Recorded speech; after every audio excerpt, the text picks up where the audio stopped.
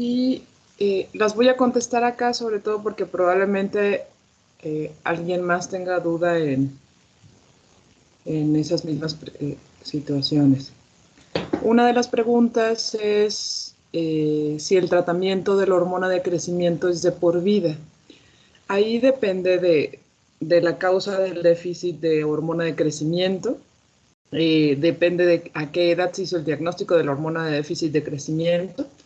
Por ejemplo, si el diagnóstico del déficit de hormona de crecimiento se hizo en la infancia y cuando ya pasa este paciente a la edad adulta, se debe de reevaluar el caso en el periodo de transición de edad de infancia a edad adulta para ver si es necesario que continuemos o no con la sustitución de hormona de crecimiento. Se realizan nuevamente estudios bioquímicos, pruebas de estimulación y en base a los resultados se valora si debemos de continuar o no con la sustitución. Bien, y como les comentaba, pues lógicamente dependiendo de la causa que condicionó ese déficit de hormona de crecimiento. Si el diagnóstico lo realizamos en la edad adulta y es una causa que ya sabemos que va a ser permanente, si está posoperado de un tumor a nivel de hipófisis, y ahí es donde documentamos el déficit de hormona de crecimiento, pues se inicia sustitución hormonal y pues sí sería a largo plazo, a menos de que el paciente tenga alguna contraindicación de la aplicación de hormona de crecimiento después, ¿no? Como alguna neoplasia, y recuerden que eso es una contraindicación para administrar hormona de crecimiento. Si el paciente genera datos de hipertensión intracraneana, esa es otra contraindicación de continuar con el tratamiento, aunque así lo sea. Esa es una de las preguntas. Otra de las preguntas era: una mujer premenopáusica sin útero, ¿el tratamiento con estrógenos es por 21 días y descansa 7 días o solo aplica para personas con útero? Una mujer sin útero, recuerden que solamente sustitución con estrógenos, y existen diferentes presentaciones de estrógenos: 17 beta estradiol, que puede ser vía oral o puede ser en parches, los estrógenos conjugados, y en la mujer sin útero estos pueden administrarse de forma cíclica, o sea, 21 días y descansa 7, aunque no se le estén administrando progestágenos y aunque sabemos que no va a presentar menstruación porque no tiene útero. O también puede ser la administración de forma continua sin suspender, ¿no? En la clase pasada, uno de sus compañeros me había preguntado de por qué no medíamos en ella, como en los varones, que medíamos para su seguimiento testosterona. A menos de que utilicemos 17 beta estradiol, pudiéramos medir estradiol en sangre, porque no me va a afectar el ensayo. Pero si utilizamos estrógenos conjugados, de nada me va a servir los estrógenos. De todas maneras, de nada me sirve medir estrógenos, a menos nosotros también vemos pacientes transgénero, y cuando son mujer transgénero damos lógicamente terapia hormonal, y en ellas sí, para guiarnos si estamos con una dosis adecuada, si estamos dando 17 beta estradiol podemos medir estrógenos. Pero una mujer que tiene un hipogonadismo, hipogonadotrófico, hipergonadotrófico, realmente que el seguimiento lo llevamos con esta medición, más en sí también son síntomas y tiene síntomas vasomotores en relación a vasoespasmos, bochornos, diaforesis.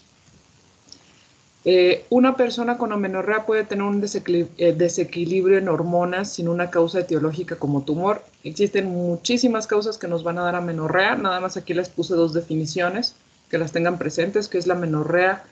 Se clasifica en primaria cuando la paciente no ha presentado su menstruación y ya tiene mayor o igual a 15 años, y le llamamos amenorrea secundaria cuando ya presentó la menstruación, pero lleva más de 3 meses sin presentar menstruación si la paciente era con ciclos regulares, o en otras definiciones le ponen más de 6 meses sin presentar su menstruación si no tener ciclos regulares. Las causas de amenorrea, tanto primaria como secundaria, son múltiples. No todas las causas son por algún tumor, y varias de las causas son por alteraciones hormonales que afectan lógicamente el eje hipotálamo-hipófisis-gónadas. Y aquí nada más les quería colocar esta tablita de posibles etiologías de amenorreas, que varias de estas alteraciones pues afectan lógicamente el eje hipotálamo-hipófisis-gónadas, ya sea de forma directa o indirecta, pero también tener en cuenta que existen alteraciones estructurales en relación a útero, como anomalías mullerianas que tienen anomalías obstructivas, si se forman adherencias o sinequias a nivel del útero, en la vagina si tiene una agenesia vaginal o un tabique transverso, y estas no necesariamente son por alteraciones hormonales. La testosterona dérmica, ¿dónde se aplica? Existen varias presentaciones de testosterona, recordarlo, ahorita les voy a pasar una tabla, pero en relación a la tópica, o es la presentación en gel, que es una aplicación tópica, vienen sobres de 25 y 50 miligramos, y esta presentación se aplica todos los días, siempre se le sugiere al paciente que sea a la misma hora y de preferencia por la mañana, y se aplica en los hombros, en los brazos o en el abdomen. Estas son las diferentes presentaciones que hay disponibles de testosterona. De la que generalmente se usan un poco más son las intramusculares. El enantato se administra cada 3 a 4 semanas. El undecanoato se administra cada 3 meses aproximadamente. Pero también hay presentaciones orales y la presentación tópica. Contraindicaciones de sustitución con testosterona. Lógicamente, si el paciente tiene cáncer de próstata, no se debe administrar testosterona. Si el hombre también tiene cáncer de mama, no se debe administrar. Si el paciente tiene apnea obstructiva del sueño, porque eso genera que tenga más eritrocitosis, incrementa el hematocrito, y ese es uno de los efectos adversos de la testosterona. Si el paciente tiene deseos de fertilidad, lógicamente si administro testosterona voy a bloquear más el eje, y generalmente ahí damos para estimular la espermatogénesis, ya sea con gonadotropina, con única humana o con pulsos o infusiones de GnRH o gonadotrofinas. Si el hematocrito está más del 54%, si el paciente tiene datos de obstrucción de la vía urinaria por hiperplasia prostática benigna, o si el paciente tiene falla cardíaca crónica severa. Aunque sean afecciones a nivel de hipófisis, en el tratamiento se dan las hormonas que son secretadas por la glándula endocrina como si fuera patología primaria. La respuesta es sí. Aunque la afección sea a nivel central, hipotálamo, hipófisis, el tratamiento de sustitución damos de las hormonas que se producen en las glándulas endocrinas periféricas. Ejemplo, hipocortisolismo central o insuficiencia suprarrenal secundaria, damos prednisona o hidrocortisona. Hipotiroidismo secundario, damos levotiroxina, que son hormonas tiroideas. Hipogonadismo secundario, hipogonadotrófico, damos estrógenos y progesterona o testosterona. Y las excepciones, pues si existe déficit de prolactina, realmente no damos sustitución para eso. En déficit de hormona de crecimiento, la sustitución es con hormona de crecimiento sintética. Y en diabetes insípida también, de hecho, damos sustitución con desmoprestina, que de hecho es lo que vamos a ver más adelante. Y el ajuste de T4 libre, se requiere un perfil tiroideo cada cierto tiempo para la vigilancia de esta, o solo es por síntomas. No, de hecho, basarnos solo por síntomas es muy difícil, porque los síntomas de hipotiroidismo son sumamente inespecíficos. Entonces, de ahí, sí, de preferencia es con controles de perfiles tiroideos.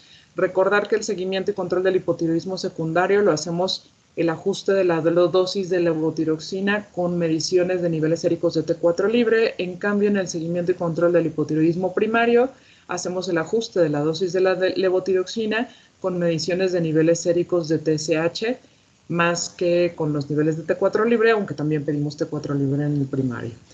En los dos casos, al iniciar el tratamiento, se solicita el primer perfil tiroideo entre las 4 a 8 semanas, y solicitamos un control de perfil tiroideo si nosotros hacemos un ajuste de dosis. Igual lo solicitamos dentro mínimo 4 semanas, ¿no? Ya más de 4 semanas es cuando se debe pedir. ¿Por qué pedimos dentro de 4 a 8 semanas? Principalmente en aquellos que hacemos el ajuste con TSH en hipotiroidismo primario, porque es lo que tarda más o menos en, si esa dosis es la adecuada, en normalizarse los niveles de TSH.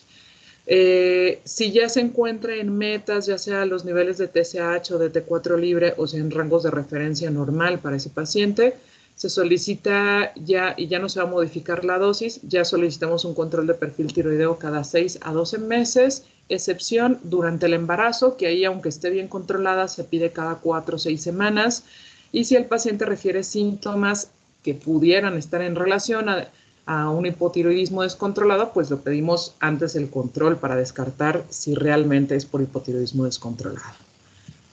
Y listo. Entonces, esas son algunas preguntas que tuvo duda una de sus compañeras y que me parecieron interesante comentárselas a todos porque pudieran ustedes también tener alguna de esas dudas. Vamos a continuar con la diabetes insípida. ¿Cómo vamos a sospechar si un paciente puede tener diabetes insípida? Si mi paciente se presenta con poliuria, que recuerden, poliuria es si está orinando más de 40 a 50 mililitros por kilo por día, o simplemente me dice que está orinando más de 3 litros al día. Generalmente corroboramos. Hace poco me llegó un paciente que me refirieron de su unidad de medicina familiar porque su médico familiar había sospechado de que el paciente podría tener diabetes insípida. El paciente sí comentaba que estaba orinando aproximadamente más de 3 litros al día. Generalmente, ¿y qué hacemos para ver si realmente está orinando esa cantidad?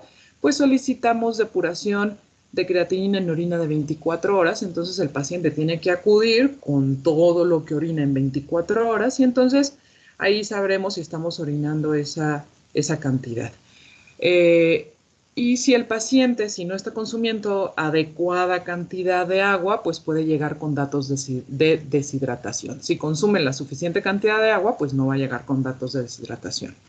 La orina debe de ser hipotónica. Al medir la osmolaridad urinaria, esta debe estar por debajo generalmente de 750 miliosmoles por kilogramo. Si realmente, créanme, está muy hipotónica, entonces ahí encontramos hasta por debajo de 250 miliosmoles por kilogramo. Cuando está entre 250 y 750, pues pudiera tratarse de una parcial y no de una completa. Y el paciente tiene polidipsia, que está ingiriendo más de 3 litros. Realmente, generalmente, ingiere el agua que está orinando estos pacientes. El inicio de la polidipsia generalmente se presenta de forma abrupta. El paciente recuerda muy bien cuando empezó tanto a orinar mucho como a tener mucha sed y tienen este deseo por la ingesta de agua fría. Y si el paciente no está ingiriendo la suficiente cantidad de agua, entonces el paciente puede tener elevación del sodio sérico, lo que viene siendo hipernatremia. Si el paciente sí ingiere la suficiente cantidad de agua, entonces el sodio puede estar dentro de rangos normales. Si tiene hipernatremia, el paciente puede presentarse con datos de afección neurológica, desorientación, crisis convulsivas, coma o déficit focal. ¿Cómo hacemos el diagnóstico? Ya mi paciente llegó con poliuria y tiene polidipsia. Le medí osmolaridad urinaria, que es algo que tengo que hacer. ¿Cómo puedo medir osmolaridad urinaria? Algunos laboratorios miden directamente la osmolaridad urinaria, o si no, yo puedo tratar de determinarla de forma indirecta, como les había dicho, a través del examen general de orina, nos da la densidad urinaria y los últimos dos numeritos de la densidad urinaria la vamos a multiplicar por 35 y me da un estimado de lo que viene siendo la osmolaridad urinaria en ese paciente. De ahí, si tengo una osmolaridad urinaria, generalmente si ya está por debajo de 750, puedo decir que es hipotónica, pero si está por debajo de 250 miliosmoles por kilo por agua. Además, mi paciente tiene volúmenes urinarios que son más de 40 mililitros por kilo por día en adulto y el sodio sérico de ese paciente tiene hipernatremia, más de 145 miliosmoles por litro. De hecho, yo ya puedo hacer el diagnóstico de una diabetes insípida. Ya nada más me faltaría si es central o si es nefrogénica. Pero generalmente ya cuando llegan así, los pacientes no es necesario hacer la prueba de deshidratación y puedo iniciar tratamiento con desmopresina y ver la respuesta que tiene ese paciente. Si mi paciente tiene una respuesta a la desmopresina, o sea, disminuye volúmenes urinarios y mejora mi sodio sérico. Entonces, yo con toda seguridad puedo decir que es una diabetes insípida central. Además, tomen en cuenta los antecedentes en la historia clínica de este paciente, porque si mi paciente, que la causa más común de diabetes insípida central es postquirúrgica y me pide una valoración porque el paciente se operó hace 1 o 2 días de un tumor en hipófisis, entonces realmente ya ni siquiera necesito hacer pruebas dinámicas porque tengo el antecedente quirúrgico del paciente.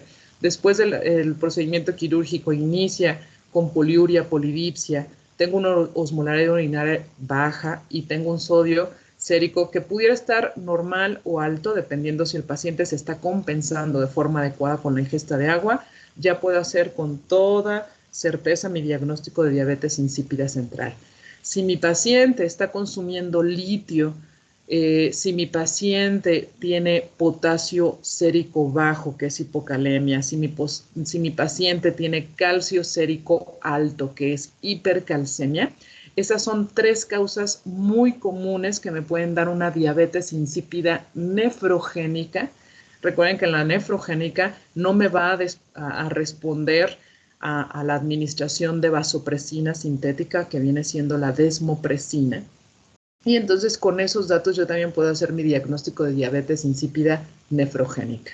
Generalmente nosotros hacemos una prueba dinámica, que es la prueba de deshidratación, y esa la tenemos como muy indicada cuando el paciente me llega con una osmolaridad urinaria entre 250 a 750, que sí tiene poliuria, pero se está compensando él bastante bien con la polidipsia y el sodio sérico está dentro de rangos normales. Y entonces tengo que hacer un diagnóstico diferencial y pues no tiene un antecedente quirúrgico a nivel de hipófisis, no está consumiendo litio, su potasio y calcio séricos están dentro de rangos normales, entonces, y me queda la sospecha entre diabetes insípida central nefrogénica o polidipsia psicógena, entonces, que pueden ser parciales, entonces ahí es cuando realizamos la prueba de deshidratación. Esta prueba de deshidratación en que consiste, tenemos la sospecha de una poliuria hipotónica, porque la osmolaridad sérica está baja. Confirmamos la presencia de poliuria, como les comentaba. Generalmente ahí o hospitalizamos al paciente o les digo que nosotros de forma indirecta le pedimos una recolección de orina de 24 horas a este paciente. La osmolaridad urinaria la encontramos menos de 800 miliosmoles por kilo o menos de 750 miliosmoles por kilo, dependiendo de la bibliografía que lean. Medimos el sodio sérico y va a depender de cómo encontremos el sodio sérico y estimemos la osmolaridad plasmática. De aquí, si mi sodio sérico está bajo, tiene hiponatremia, el sodio sérico lo normal es que esté de 135 a 145.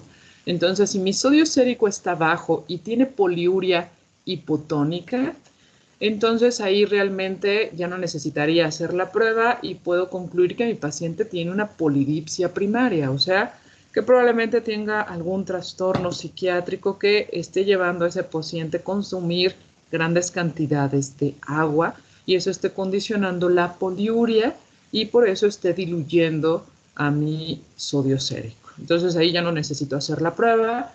Sin embargo, si mi sodio urinario está alto, tiene hipernatremia, de hecho generalmente se dice más de 145 en algunas bibliografías, en esta dice más de 147, entonces ahí, dependiendo de la historia clínica, sospecho si mi paciente tiene diabetes, si tiene diabetes insípida central, si tiene, lo más común es de que tenga algún tumor en la hipófisis o que fue posoperado. De hecho, lo más común es que sea posoperado de algún tumor a nivel de hipófisis. Y nefrogénica, si está consumiendo lo más común, litio, si tiene hipocalemia o si tiene hipercalcemia. Y ahí ya no necesito hacer mi prueba de deshidratación.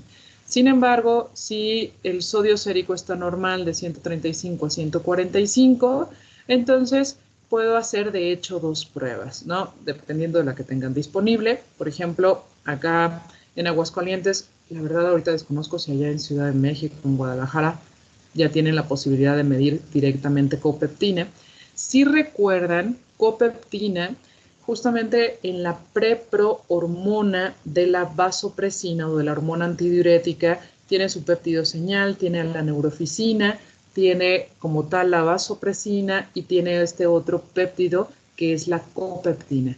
Entonces, se puede medir la copeptina sí porque es mucho más estable, por así decirlo, que la medición de la vasopresina, aunque también se puede hacer mediciones de la hormona antidiurética, aunque todavía ese ensayo también es como menos accesible acá en México. Y entonces está esta otra prueba que es la medición de copeptina en sangre. Primero vamos a pasar en esta. Si medimos la copeptina y está más de 21.4 picosmoles por litro, quiere decir que está alta y de forma indirecta me está diciendo que mi vasopresina está alta. Entonces ahí sospechamos si está alta mi copeptina y mi paciente tiene todo mi síndrome de poliuria, polidipsia y está hipotónica la orina, entonces podemos decir que tiene una diabetes insípida nefrogénica porque sí se está produciendo vasopresina, pero a nivel renal hay una resistencia a que actúe esa vasopresina. Y si mi copeptina está menos de 21.4 picosmoles por litro, entonces ahí se puede hacer una prueba que es la prueba de solución hipertónica. Recuerden que la liberación de vasopresina es a través ya sea de estímulos del volumen sanguíneo o de la osmolaridad sérica. Entonces, se hace esta prueba de estimulación, se incrementa la osmolaridad sérica para tratar de estimular la liberación. Y si al dar esta solución salina hipertónica, se trata de estimular a copeptina y esta todavía se eleva más de 4.9 picosmoles y además con el sodio sérico que llegó a tener por esta solución salina más de 150, en este caso sí estamos teniendo una respuesta a esta solución salina y hay una mayor elevación de copeptina, entonces podemos decir ahí que es polidipsia primaria, porque recuerden que en polidipsia primaria como tal se inhibió la liberación de vasopresina, pero es por el exceso del volumen que está ingiriendo el paciente de forma exógena, que bloqueó por el incremento en el volumen sanguíneo la liberación de vasopresina.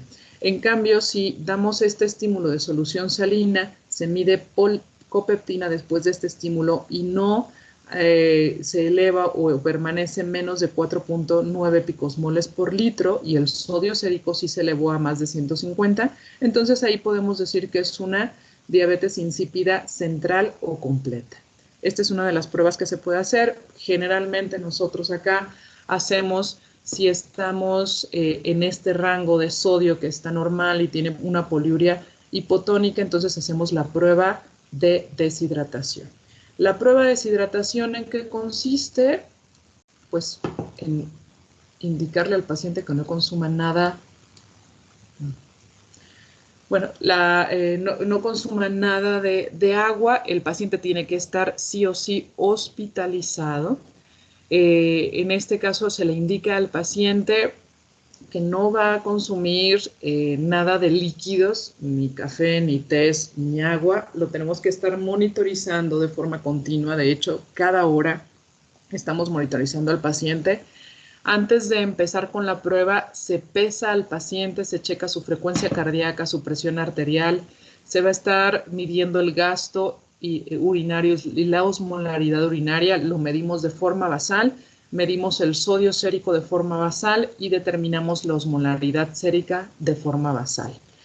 Recordar que esta prueba la hacemos si el sodio sérico está dentro de rangos normales, si el paciente tiene una osmolaridad urinaria entre 250 a 750. O sea, que todavía no nos queda claro qué tipo de diabetes insípida o si tiene polidipsia psicógena. Entonces, al paciente se le niega la ingesta de agua durante las próximas 6 a 8 horas, que generalmente la gran mayoría En ese tiempo ya podemos determinar cuál es el tipo de afección. Y el objetivo al negarle la ingesta de agua, pues, es incrementar la osmolaridad sérica para forzar la concentración de la orina, ¿no? Si ustedes no ingieren agua por tiempos prolongados, bueno, se activa todo un sistema, pero empiezan a concentrar la orina porque el objetivo es mantener también el volumen urinario, y si llevan mucho tiempo deshidratados pudieran empezar a elevar también el sodio sérico, que sería para tratar de estimular sobre todo también al centro de la sed, que está a nivel del hipotálamo. Eso en alguien normal, ¿no? Que no tenga estas patologías. Entonces, ya que indicamos nosotros que deje de ingerir agua, cada hora nosotros vamos a seguir pesando al paciente, su frecuencia cardíaca, presión arterial, gasto y osmolaridad urinaria, sodio sérico y osmolaridad sérica. Cuando indicamos la suspensión de la prueba, cuando el paciente ha tenido una pérdida de peso mayor de 2 a 3% de su peso basal, cuando hay un incremento de la osmolaridad urinaria menor de 30 miliosmoles por kilogramo de agua en 2 horas continuas, o sea, quiere decir que ya no está concentrando la orina. O en algunos otros artículos mencionan que si ya no difieren más del 10%. Cuando se alcanza una osmolaridad urinaria máxima de 750, y ya me está diciendo que el paciente sí está concentrando bien la orina y que más bien ahí pudiera ser polidipsia psicógena. Cuando el sodio sérico rebasa los 148 miliosmoles por litro, y ya cuando tiene alguna de estas indicaciones, ya suspendemos esta prueba, pero de ahí administramos 2 microgramos de desmopresina subcutánea, y en las próximas 2 horas seguimos monitorizando su balance hídrico, osmolaridad plasmática, urinaria y el sodio sérico para ver qué respuesta tuvo el paciente a la desmopresina. Y entonces podemos llevar a cabo este algoritmo de la prueba de deshidratación. Si se alcanzó una osmolaridad urinaria más de 750 o más de 800 miliosmoles por kilogramo, entonces realmente aquí sería una polidipsia primaria, porque ese paciente sí pudo concentrar de forma adecuada la orina. Si la osmolaridad urinaria se encontró entre 300 a 800 miliosmoles por kilogramo y administramos ya después, porque tuvo una indicación de suspensión de la prueba, administramos la desmopresina, y de ahí seguimos midiendo el gasto urinario, la osmolaridad sérica, la osmolaridad urinaria, y si tuvo una reducción o disminuyó o no incrementó en sí la concentración de la osmolaridad urinaria, entonces en ese caso ahí tenemos una polidipsia primaria. Si después de la administración de desmopresina sí hubo un incremento más del 9% de la osmolaridad urinaria, que estaba entre 300 a 800, entonces ahí podemos dar el diagnóstico de una diabetes insípida central parcial. En cambio, si mi paciente nunca concentró la orina y permaneció con osmolaridades urinarias menos de 300 miliosmoles por kilo, se suspendió la prueba de deshidratación, se administró la desmopresina y hubo más del 50% de incremento de la osmolaridad urinaria después de la administración de desmopresina, podemos dar el diagnóstico de una diabetes insípida central completa. Y si no hubo un incremento de la osmolaridad urinaria y este fue menos del 50%, entonces sería una diabetes insípida nefrogénica.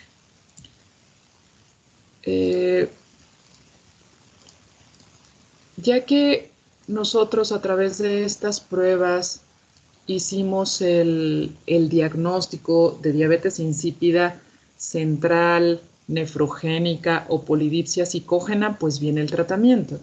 En polidipsia psicógena realmente ahí lo que hacemos, generalmente estos son por trastornos que maneja psiquiatría, pues lógicamente pedimos una valoración por psiquiatría, ¿no? En diabetes insípida, tanto central como nefrogénica, si el paciente tiene datos de deshidratación, porque él no ha consumido la suficiente cantidad de agua, entonces lo que hacemos en esos casos, o a veces estos pacientes están hospitalizados por alguna complicación después de una cirugía de algún tumor a nivel de hipófisis, el paciente quedó con un poco de daño también neurológico o está sedado, intubado y el paciente no puede ingerir la suficiente cantidad de agua, entonces nosotros tenemos que hacer una reposición de agua libre. Esta es una fórmula que se utiliza para la reposición de agua libre, que es una constante que es 0.6 por el peso en kilogramos del paciente por 1 menos 140. Esto de 140 es el promedio del sodio sérico entre el sodio medido del paciente. Se reemplaza el 50% de agua libre en las primeras 24 horas. Utilizamos este reemplazo o se administra este reemplazo de soluciones con soluciones hipotónicas, que puede ser una solución glucosada al 5%. Y el objetivo es, porque si mi paciente, estoy haciendo una reposición aguda, quiere decir que también mi paciente tiene una elevación de mi sodio sérico, tiene hipernatremia, pero algo importante es que si mi paciente llega con hipernatremia y yo voy a hidratar a mi paciente, lógicamente va a disminuir mi sodio sérico, pero el sodio sérico es uno de los osmolitos más importantes para la regulación de volumen intra y extracelular. Si yo hago cambios muy abruptos en mi sodio, ya sea que elevo mi sodio o bajo mi sodio, eso puede condicionar daño a nivel del sistema nervioso central. En el caso de hipernatremia, si yo disminuyo mi sodio más de 10 o 12 miliosmoles por litro al día, puedo condicionar en ese paciente, le puse ahí prevenir edema cerebral, más bien es, puedo condicionar edema cerebral. Se los voy a cambiar.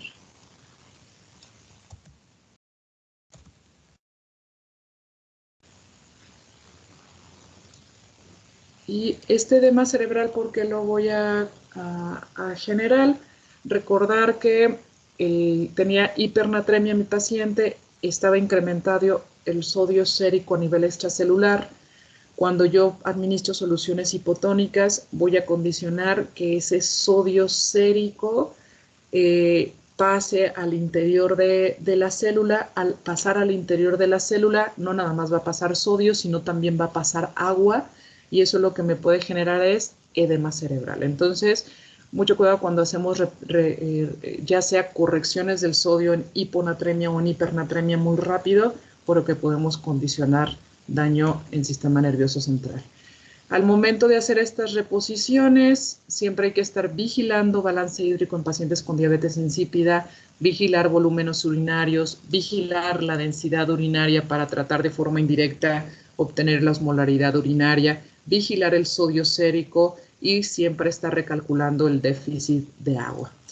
Si mi paciente tiene una adecuada ingesta de agua porque está íntegro su centro de la sed, en muchos de estos casos el paciente puede seguir ingiriendo el agua sin ninguna, lógicamente teniendo sed, ¿no? Si no tiene sed, hay que decirle al paciente, si no tiene sed, no es necesario que siga consumiendo grandes cantidades de agua.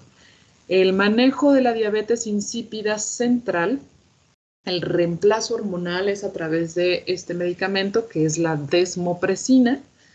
Hay diferentes formas de administrar la desmopresina. Una es vía subcutánea, que se puede iniciar con una dosis de 2 microgramos. Puede variar ahí en cada paciente, cada cuando la administres, si cada 8 o 12 horas o cada 24 horas, porque no tenemos como una receta, una dosis estándar para todos los pacientes. Nosotros vamos ajustando la dosis dependiendo del balance hídrico. Generalmente siempre iniciamos con una dosis al día y dependiendo de cómo vayan sus balances, volúmenes urinarios, vemos si amerita otra dosis. Hay otra presentación que es la vía intravenosa, que también es de 2 microgramos, la dosis inicial.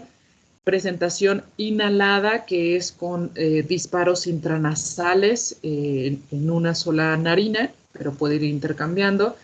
Y la dosis va de 5 a 20 microgramos. Y está también presentación en tableta, que es la vía oral, que la tableta viene de 0.1 miligramos y la dosis puede ir de 0.1 a 0.2. Y repito, se puede administrar cada 24 horas, cada 12 horas, cada 8 horas. Se puede administrar un disparo, 2 disparos, una tableta, media tableta. ¿Cómo vamos a ajustar esa dosis? Va a depender del balance hídrico. Si, por ejemplo, administré de forma intranasal un disparo intranasal, fue mi primera dosis, sigo monitorizando yo mis volúmenes urinarios y si mi volumen urinario ya disminuyó, entonces no le administro todavía una nueva dosis de desmopresina hasta que de repente otra vez empiece a incrementar mi volumen urinario durante 2 horas continuas. Entonces ahí puedo indicar otra dosis que puede ser a las 8, 12 o a las 24 horas. Bien, entonces sí, aquí es muy variable cada cuando dejamos la desmopresina. ¿Cuáles son los problemas con la desmopresina? Que si el paciente sigue ingiriendo grandes cantidades de agua a pesar de que no tiene sed y nosotros aplicamos desmopresina y aplicamos más dosis de la que él necesita, pues ahora puedo condicionar que mi sodio sérico, si estaba normal o estaba en hipernatremia, ahora disminuye además y ahora hasta generarle una hiponatremia. Entonces, generalmente sí, por eso estoy de forma inicial, tengo a mi paciente hospitalizado y entonces ajusto bien la desmopresina y por eso cada hora o cada 2 horas estoy midiendo de forma inicial mi sodio sérico. Ya que yo llevo una dosis adecuada, que mi sodio sérico está bien, que mi volúmenes urinarios está bien, entonces ya planeo también dar de egreso a mi paciente y le dejo esa dosis con la que se mantuvo de forma adecuada en su hospitalización. En la diabetes insípida nefrogénica, acá lo que hacemos, recordar que generalmente son causas adquiridas en la nefrogénica por medicamentos, lo más común es por litio, que es por hipocalemia, hipercalcemia, y entonces ahí si podemos retirar el litio, pues retirarlo. Si podemos corregir el potasio sérico y el calcio sérico, pues corregirlo para que ese sería, digamos, el tratamiento de las causas adquiridas, de las causas menos frecuentes, que son las hereditarias, que eso se dan cuenta desde la infancia.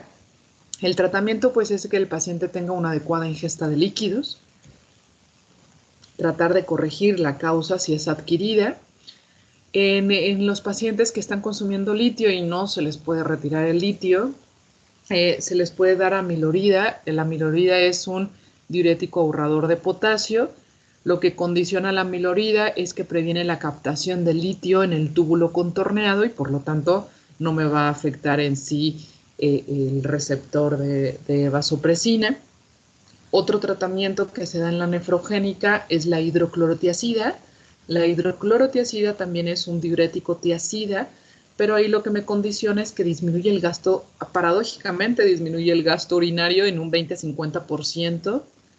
¿Y esto por qué lo hace? Porque disminuye la reabsorción del sodio al inhibir el cotransportador de sodio, el transportador de sodio cloro en el túbulo distal. Al disminuir la reabsorción de sodio, esto lo que va a condicionar es pérdidas de sodio urinario, lo que condiciona, si se está excretando sodio, ya también se está excretando bastante cantidad de orina, nos va a condicionar que disminuya el volumen plasmático, que se active el sistema renin-angiotensina-aldosterona, y recuerden que lo que hace la aldosterona a nivel renal es incrementar la reabsorción de agua y sodio y también expresar este otro canal que es la acuaporina 1. Entonces, ese sería como el mecanismo de acción por el cual la hidroclorotiazida me puede ayudar en diabetes insípida nefrogénica. Y la indometacina, recordar que es un inhibidor de la síntesis de prostaglandinas. ¿Y cuál sería su efecto? ¿Por qué se suele dar también en pacientes con diabetes insípida nefrogénica? Porque disminuye también el daño, el gasto urinario e incrementa la osmolaridad urinaria. Y esto porque se sabe bien que las prostaglandinas inhiben el efecto de la hormona antidiurética. Entonces, al dar indometacina, se inhibe esta inhibición y generalmente la indometacina se suele dar acompañada ya sea por amilorida o por hidroclorotiazida. aunque la indometacina tiene varios efectos adversos en relación a daño en la mucosa gastrointestinal, puede condicionar nefrotoxicidad, entonces se da con mucha precaución. Sin embargo, al dar indometacina, hidroclorotiazida o amilorida, se incrementa el efecto de estos dos diuréticos. Bien, acá vamos a pasar a la contraparte de la diabetes insípida, que es el síndrome de secreción inapropiada de hormona antidiurética, o estas serían sus siglas. El síndrome de secreción inapropiada de hormona antidiurética, en este caso hay un incremento en la secreción o en la acción de la hormona antidiurética debido a varios mecanismos y o medicamentos. Es la causa más frecuente de hiponatremia a nivel hospitalario, es la causa más frecuente o lo que condiciona más frecuente el síndrome de secreción inapropiada de hormona antidiurética son fármacos. Es muy frecuente encontrarla en edad avanzada, este es un factor de riesgo. El 30% de las hiponatremias en pacientes hospitalizados, la mayoría va a ser secundaria por secreción inapropiada de hormona antidiurética. Y el problema es que la hiponatremia nos condiciona elevada morbimortalidad. ¿Cuáles son las generalidades? La característica es que tenemos en este caso es una hiponatremia hipotónica, ¿no? Es lo contrario a lo que teníamos en diabetes insípida. La osmolaridad plasmática en este caso está disminuida porque recordar los dos principales osmoles a nivel sérico es la glucosa y el sodio sérico. En este caso es lo contrario, la osmolaridad urinaria está elevada, inapropiadamente, porque digamos lo apropiado, si yo tengo una osmolaridad sérica baja, sería que evitar la excreción de sodio para tratar de incrementar mi sodio sérico e incrementar mi osmolaridad sérica. Por eso aquí ponemos osmolaridad urinaria elevada inapropiadamente, por un sodio urinario que está elevado. Y en ausencia de descenso del volumen circulante eficaz, el paciente le decimos que está euvolémico, o sea, no tiene datos de sobrecarga ni de deshidratación. Y en ausencia también de una causa secundaria, que ahorita les voy a presentar los criterios de cómo hacemos el diagnóstico de secreción inapropiada. ¿Cuáles son las causas de secreción inapropiada de hormona antidiurética? Es una lista larga, pueden encontrar otras tablas que vengan alguna otra causa, pero recordar que la causa más común son por medicamentos, ¿no? Entonces, tener siempre esto en cuenta. Vienen desde tratamientos que se utilizan en quimioterapia o en inmunosupresores que están aquí. Neurotrópicos, de hecho estos son todavía mucho más comunes, los neurotrópicos y los psicotrópicos, pacientes que están con carbamazepina, oxcarba, valproato de magnesio, antidepresivos, amitriptilina, loperidol, entre otros. Pacientes hasta que están con hipoglucemiantes orales, que estos ya no se utilizan, como era la propamida, que ya no se utiliza, y antibióticos como el ciprofloxacino pudiera condicionarnos secreción inapropiada de hormona antidiurética.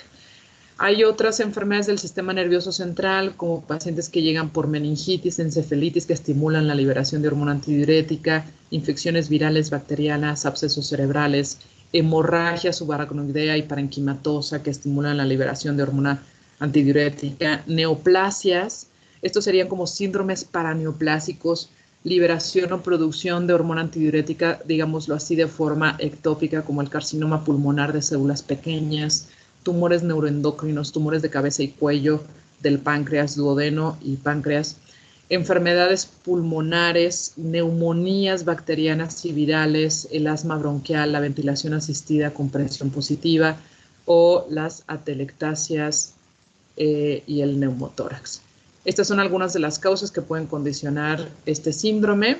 Y en relación a su fisiopatología, pues acá tenemos lo contrario de diabetes insípida, ¿no? Tenemos un incremento de la vasopresina. Al tener ese incremento en la vasopresina, hay mayor reabsorción de agua a nivel renal por la estimulación de estos receptores B2. al tener ese incremento en la reabsorción de agua, hay un incremento en sí del volumen circulatorio y eso me va a dar una disminución en el sodio sérico, una hiponatremia hipoosmolar. La osmolaridad sérica está baja, entonces tenemos una hiponatremia hipoosmolar y en estos casos le decimos euvolémica, ¿no? Esta retención de agua genera una orina concentrada. ¿Por qué va a generar una orina concentrada? Hay mayor excreción de sodio sérico. ¿Y por qué hay mayor excreción de sodio sérico? Recuerden que al haber un incremento también del volumen intravascular, se estimula el otro eje que es el sistema renina-angiotensina-aldosterona.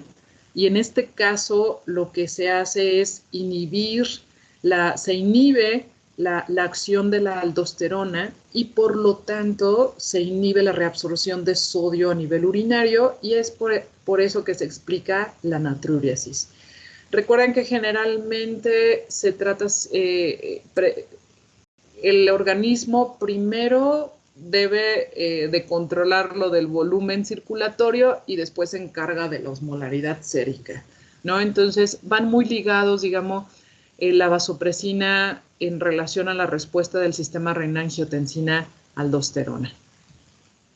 ¿Cómo se presentan los pacientes que tienen secreción inapropiada de hormona antidiurética? Pues generalmente los detectamos ya sea porque se les hicieron los estudios de control y detectamos que tienen hiponatremia, un sodio sérico menos de 135, y pudiera estar el paciente asintomático, o si el paciente tiene una hiponatremia severa, generalmente con sodios séricos menos de 120, entonces pudiera llegar a tener datos clínicos en relación a la hiponatremia, pero generalmente es cuando presentan sodios séricos menos de 120, menos de 125. Pero la gran mayoría puede estar asintomático. Y cuando tienen datos clínicos de una hiponatremia importante, pueden presentar anorexia, náusea, vómito, irritabilidad, cefalea, debilidad generalizada, hiporreflexia. Entonces, repito, la gran mayoría están asintomáticos.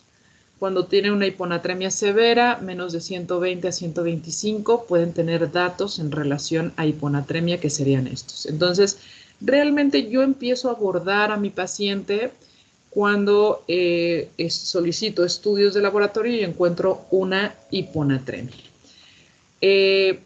Tengo que descartar otras causas de hiponatremia y entonces tengo que hacer un diagnóstico diferencial y generalmente solemos solicitar todos estos estudios. Lógicamente el sodio sérico, pero no nada más el sodio sérico, también el sodio en la orina, un perfil tiroideo, porque el hipotiroidismo severo descontrolado me puede condicionar hiponatremia.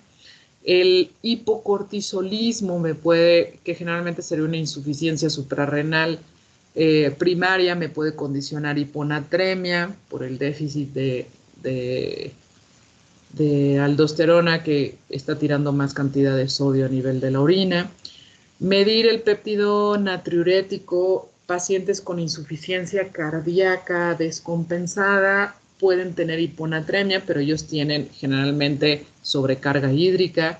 Pruebas de funcionamiento hepático, porque pacientes con cirrosis hepática también pueden tener hiponatremia, pero ser secundaria a una retención excesiva de líquidos.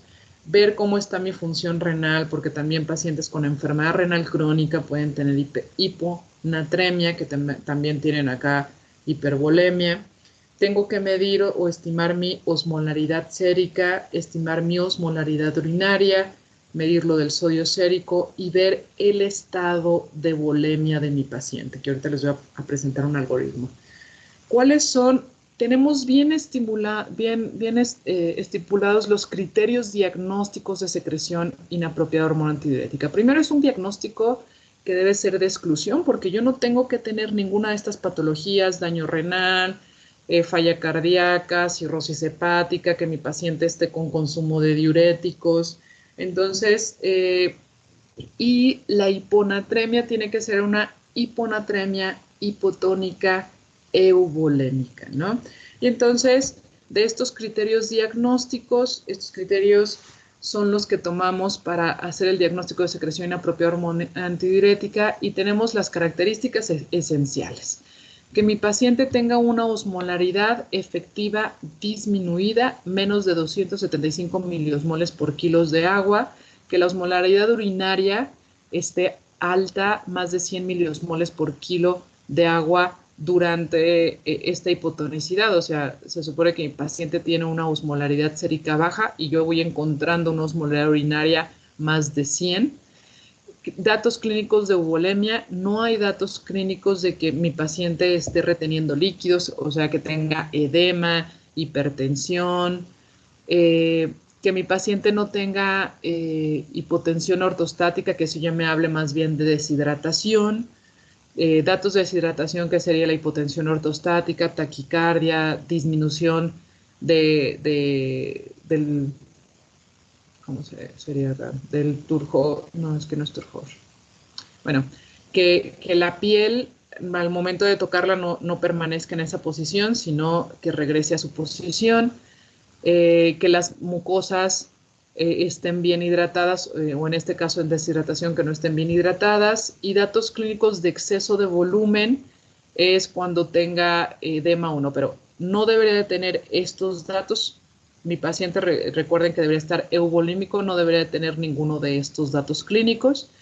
El sodio urinario, si está más de 40 miliosmoles, es otro criterio.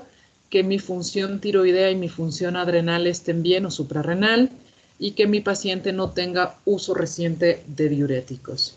Estos son otros criterios extra, pero estos son los criterios esenciales que debe tener mi paciente, y otros extra que se pueden considerar: si mi ácido úrico en plasma está menos de 4, si mi nitrógeno ureico está menos de 10, si mi fracción excretada de sodio a nivel de la orina es más de 1%, mi fracción excretada de urea es más del 55%,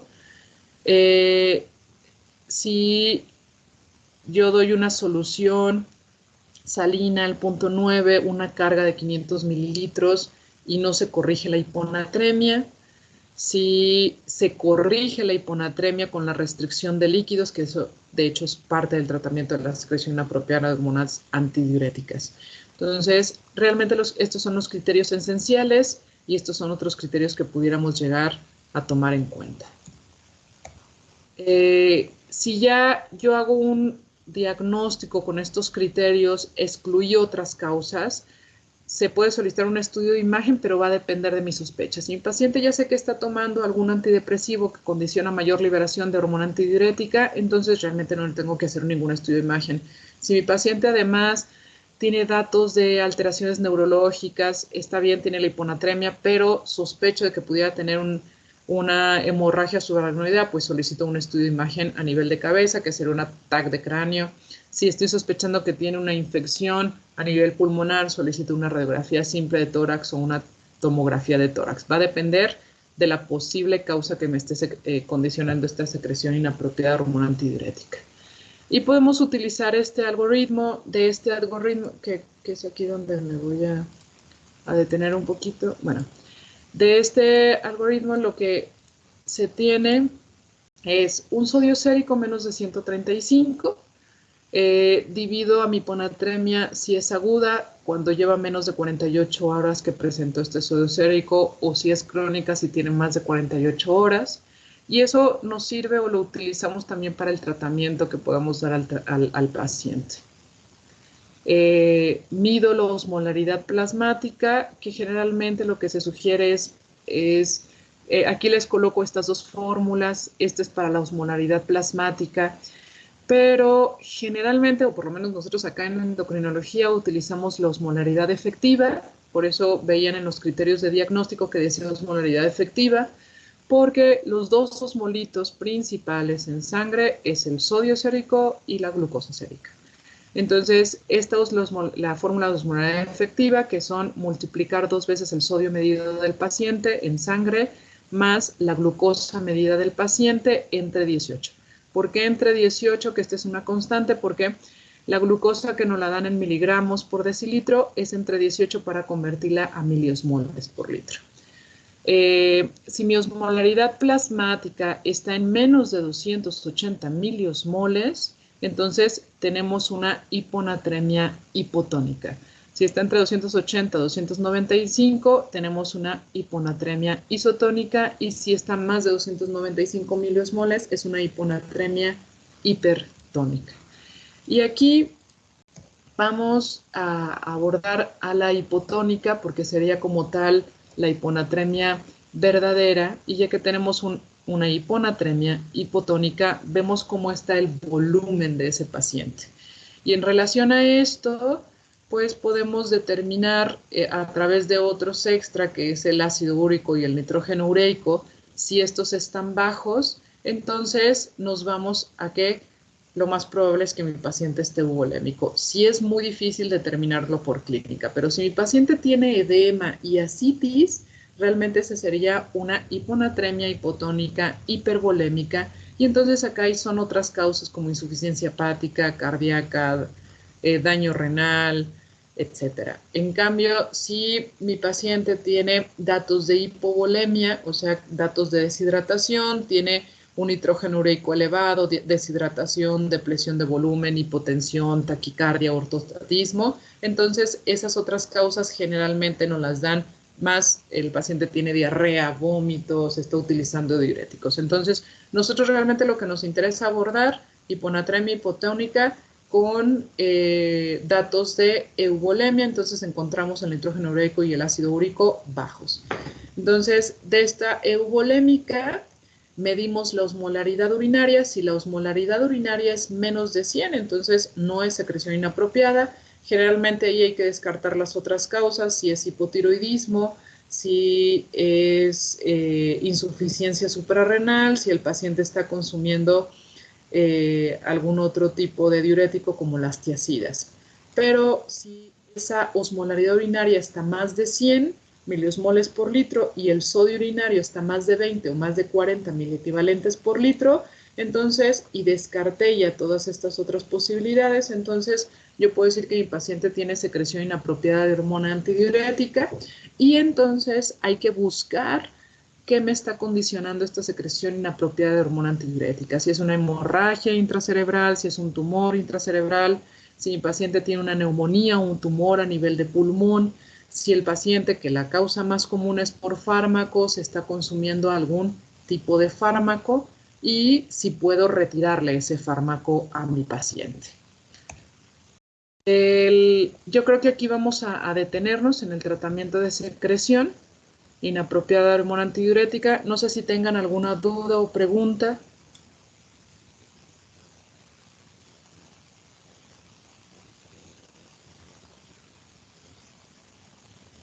No, maestra. ¿No? Bueno, si no, nos vamos a ver el miércoles. Vamos a continuar. Espero que el miércoles terminemos con la unidad número 2, porque ya nos retrasamos un día completo, pero espero que terminemos el próximo miércoles con la unidad número 2. Bien, lo que vamos a ver es el tratamiento de secreción inapropiada de hormona antidiurética. Va a haber también igual un caso clínico, porque vamos a empezar con tumores hipoficiarios, tanto funcionales como no funcionales, para que lean el tema de tumores hipoficiarios. En tumores hipoficiarios vamos a ver tumores no funcionales y tumores funcionales, que vienen siendo los prolactinomas, acromegalia y enfermedad de Cushing, para que den un repaso a eso, por favor. Entonces, nos vemos el próximo miércoles. Gracias. Buen día. Gracias. Gracias, doctora. Gracias, doctora.